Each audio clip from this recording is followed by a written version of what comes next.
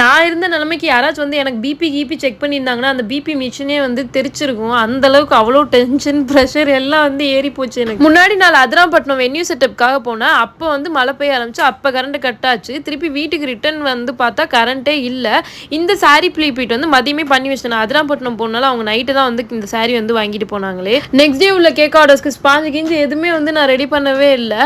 அதிராம்பட்டினம் போயிட்டு வந்து நைட்டு வந்து ரெடி பண்ணிக்கலாம். எல்லா கேக் ஆர்டர்ஸுமே வந்து ஈவினிங் தான் வந்து டெலிவரி. ஸோ அந்த ஒரு தைரியத்தில் வந்து கிளம்பி போயிட்டு வந்து பார்த்தா கரண்ட்டே இல்லை.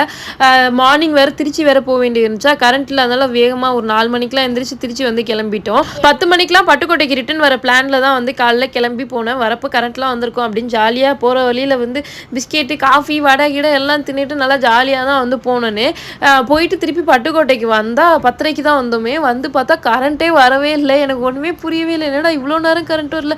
இபி ஆஃபீஸ்க்குலாம் கால் பண்ணி எத்தனை மணிக்கு கரண்ட் வரும்ல, அவங்க 2 மணி ஆகலாம் 3 மணி ஆகலாம் அப்படின்ற மாதிரிலாம் சொன்னாங்க. ஆனால் 2 மணிக்கு வந்து கரண்ட் வந்துருச்சு. கரண்ட் வந்ததும் உருப்படியாக வந்துச்சா இல்லை, கரண்ட்டை கட் பண்ணி போட்டுட்டு இருந்தாங்க.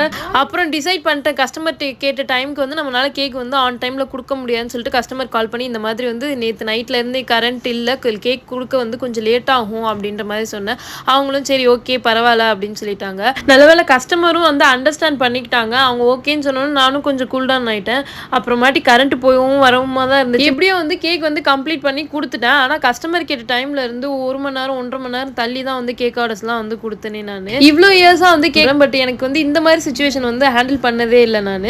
அதை யோசிச்சுட்டு இருக்கேன், இந்த மாதிரிலாம் நடந்துச்சுன்னா என்ன பண்ணுறது அப்படின்னு யோசிச்சுட்டு இருக்கேன். டப்புன்னு திருப்பி கரண்ட் வந்து கட் பண்ணிட்டாங்க. நெக்ஸ்ட் டே கேக் ஆர்டர்ஸ் எல்லாம் மார்னிங்கே கொடுக்கணும்.